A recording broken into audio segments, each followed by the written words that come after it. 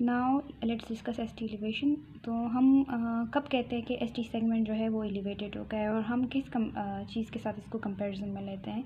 तो सपोज़ ये T wave है, ठीक है, फिर उसके बाद नेक्स्ट बीट की पी वेव आ जाती है, फिर क्यू आर एस कम्प्लेक्स और फिर टी वेव। तो ये जो एस टी एस वेव है, तो जो एस टी एलिवेशन हम कहते हैं इस सेगमेंट की, तो हम इसको कंपेयर करते हैं जो इससे प्रीसीडिंग टी पी लाइन होती है ना, इसके साथ कंपेयर करके हम इसकी एलिवेशन चेक करते हैं। अब ये कितनी एलिवेटेड होनी चाहिए। तो अगर वन स्मॉल स्क्वायर इन लिम्ब लीड्स हो, ठीक है, तो हम कहते हैं कि एस टी सेगमेंट एलिवेटेड है। और अगर टू स्मॉल स्क्वायर जो है वो चेस्ट लीड में एलिवेटेड हो। इस लाइन से जो इससे प्रीसीडिंग बीट की टी पी लाइन है ना, इससे हम देख के इसके साथ कंपेयर करते हैं कि इससे कितनी एलिवेटेड है। अगर वन स्मॉल स्क्वायर एलिवेटेड हो लिम्ब लीड्स में, और अगर टू स्मॉल स्क्वायर एलिवेटेड हो ये चेस्ट लीड्स में, तो हम कहते हैं कि ये एस टी एलिवेशन है। अब हमारे पास two type of S T elevation होती है, convexity upward S T elevation और concavity upward S T elevation.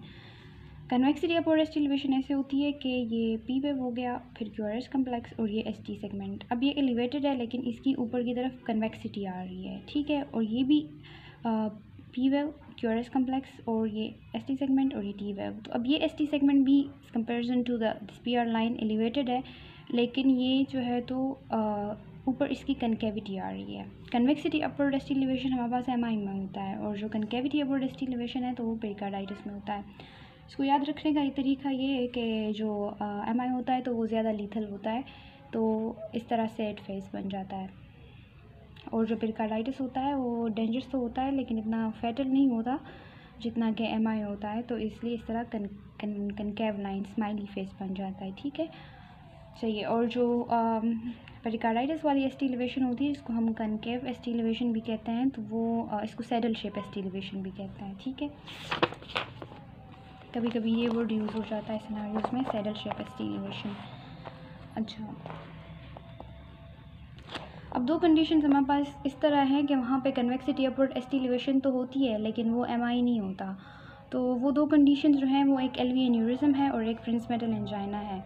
L V aneurysm जो है ना, तो एल वी एन्यूरिज्म हमारे पास तब बनता है जबकि एक बंदे को एम आई हो जाए और फिर पोस्ट एम आई वो जो वेंट्रिकुलर मायोकार्डियम होता है वो वीक हो जाता है और उसकी जो है वो बलून आउट हो जाता है, तो वो एल वी एन्यूरिज्म बन जाता है। अब in case of L V aneurysm हम जब भी इस पेशेंट की ईसीजी करेंगे तो हमें एक ग्लोबल एस टी एलिवेशन मिलेगी in all leads for the rest of the patients life, ठीक है। हम जब भी इसकी ईसीजी करेंगे तो इसके हमें सब लीड्स में एस टी एलिवेशन मिलेगी, convexity upward S T elevation in all leads. लेकिन हमें कैसे पता लगेगा कि ये एम आई नहीं है। हमें इस तरह पता लगेगा कि एक तो एम आई में सब लीड्स में अगर convexity upward S T elevation है तो इसका मतलब तो ये है कि पेशेंट जो है वो ज़िंदा नहीं रह सकता, क्योंकि ग्लोबल एस टी एलिवेशन का मतलब तो ये होगा अगर ये इस्कीमिया हुआ है तो ये पूरे मायोकार्डियम का इस्कीमिया हुआ है, तो फिर तो पेशेंट की सडन डेथ होनी चाहिए थी, क्योंकि अगर मायोकार्डियम इस्कीमिक है तो वो तो ब्लड पंप आउट ही नहीं करेगा। लेकिन इस केस में पेशेंट को कोई ऐसा सिम्टम नहीं होगा, वो ठीक होगा, उसको चेस्ट पेन भी नहीं होगा और उसकी सिर्फ पिछले एक एम आई की हिस्ट्री होगी, ठीक है। अब प्रिंस मेटल एंजाइना जो है ना, प्रिंस मेटल एंजाइना जिसको हम वाजोस्पास्टिक एंजाइना भी कहते हैं, जिसमें एक सडन वाजोस्पाज्म हो जाता है और फिर वो रिलीव हो जाता है। तो प्रिंस मेटल एंजाइना में भी convexity upward S T elevation होती है इन ऑल लीड्स, लेकिन उसमें यूजुअली फिर हमें इस तरह दिया होता है कि क्योंकि वो टाइम पे डिपेंड करता है, तो टेम्प्रेरी वाजोस्पाज्म होता है, तो इस तरह हमें ईसीजी में दिया होगा कि 6 AM पे जो है तो एस टी एलिवेशन वो 6 AM पे एस टी सेगमेंट एलिवेटेड होगा, ठीक है, और फिर 12 AM पे जो ईसीजी होगी तो उसमें नॉर्मल होगा। तो ये टाइम के हिसाब से दिया होगा।